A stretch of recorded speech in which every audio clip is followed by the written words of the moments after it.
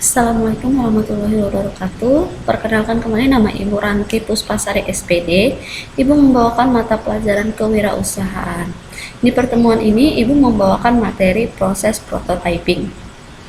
Oke, sebelum kita memasuki materi ini, sebaiknya kita berdoa terlebih dahulu. Berdoa menurut agama dan kepercayaan kita masing-masing. Berdoa dimulai. Berdoa selesai, kita memasuki namanya pertemuannya. Oke, sebelum kita masuki materi ini, sebaiknya kita masuk ke dalam kompetensi dasar terlebih dahulu. Kompetensi dasar yang pertama adalah menganalisis proses kerja pembuatan prototipe produk, barang atau jasa. Yang kedua, membuat alur dan proses kerja pembuatan prototipe barang atau jasa. Tujuan pembelajaran.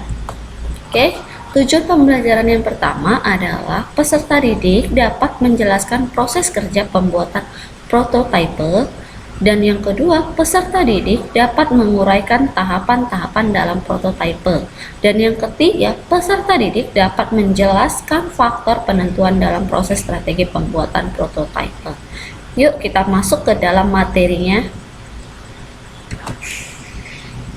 Proses prototyping, di mana proses prototyping ini adalah suatu pembuatan prototipe yang disebut dengan typing, prototyping.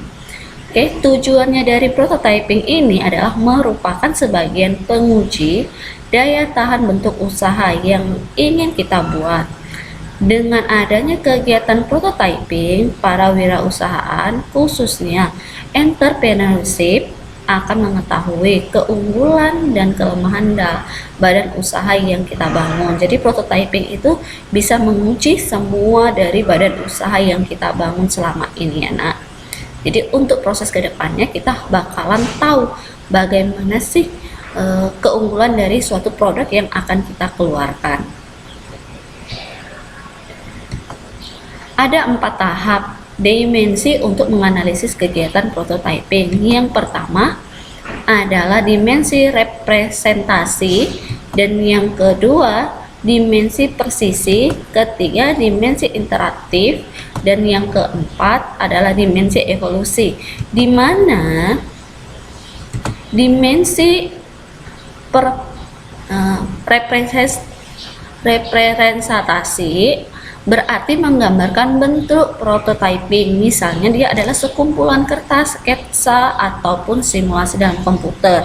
Jadi sebelum produk ini dikeluarkan, kita harus melakukan adalah sketsa terlebih dahulu menggunakan kertas.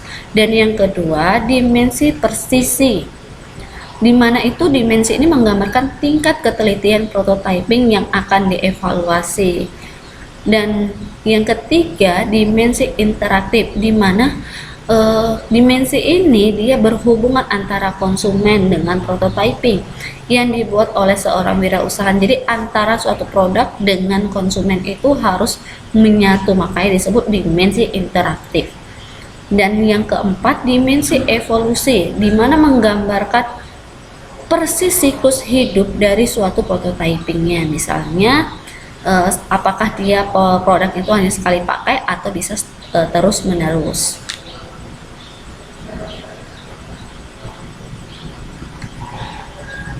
Kita masuk ke tahapan dalam prototyping. Nah, tahapan prototyping ini yang pertama adalah identifikasi.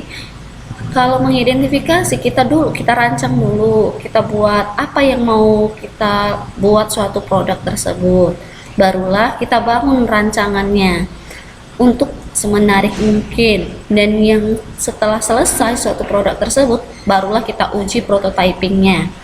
Setelah kita uji prototyping dari suatu produk, maka siapkanlah prototyping yang sudah jadi dan bakalan kita evaluasi untuk kelayakan dalam suatu produk tersebut. Setelah itu barulah ke masyarakat yang dinamakan transformasi dan akan dikirim ke pasaran.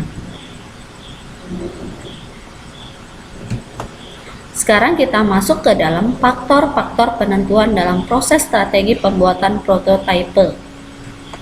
Oke, di mana faktor-faktor ini memiliki beberapa. Yang pertama itu adalah prototypingnya itu bisa berupa sebuah sistem atau serangkaian dari beberapa subsistem untuk keseluruhan sistemnya ya. Dan yang kedua, melakukan prototyping atas bermacam-macam konsep dengan melakukan prototyping atas satu konsep. Dan yang ketiga, prototyping interaktif vs satu prototype per konsep. Dan yang keempat, prototype bisa merupakan kerja virtual. Dan yang kelima, pembuatan prototype bisa dilakukan oleh pihak luar, bisa juga dengan menggunakan metode rapid prototyping atau dilakukan oleh perusahaan itu sendiri. Dan yang keenam, fisik pada suatu prototype dapat dibuat urutan atau ukuran skalanya. Dan yang keenam, hasil akhir dari sebuah produk usaha dapat dibuat skala lewat prototype. Jadi faktor-faktor penentuan dalam proses prototype itu harus ada. Jadi ada urutan-urutannya dan memiliki hasil akhir dari suatu prototype produk tersebut.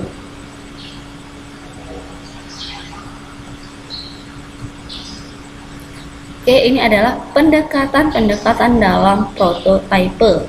Yang maksud dalam pendekatan prototype atau strateginya adalah kegiatan yang menjadikan acuan dalam membuat prototype. Pendekatan dalam strategi prototyping. Oke, pendekatan yang pertama adalah bisnis adalah pengutamaan pada pentingnya suatu inovasi, proses perancangan kreatif, dan kesuksesan suatu produk. Jadi pendekatan itu dalam bentuk strategi bagaimana suatu inovasi, suatu wirausahawan untuk merancang suatu produk yang akan dijalankan.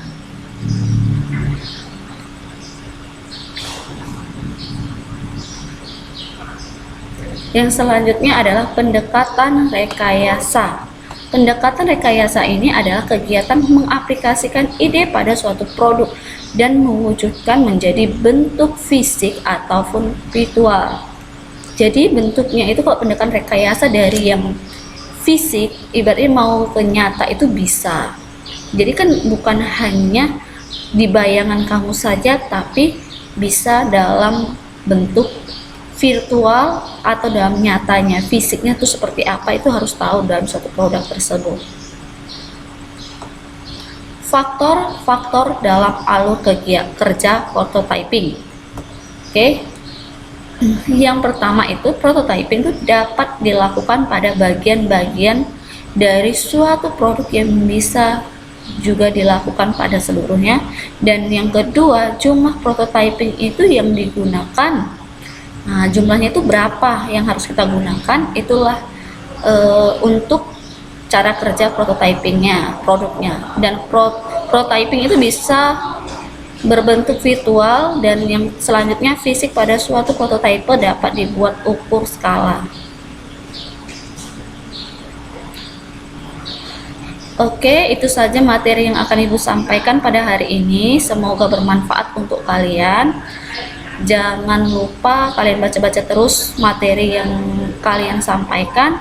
Semoga bermanfaat materi yang Ibu sampaikan pada hari ini. Sebelum kita menutup materi ini, sebaiknya kita berdoa terlebih dahulu. Berdoa menurut agama dan kepercayaan kita masing-masing. Berdoa dimulai. Berdoa selesai. Assalamualaikum warahmatullahi wabarakatuh.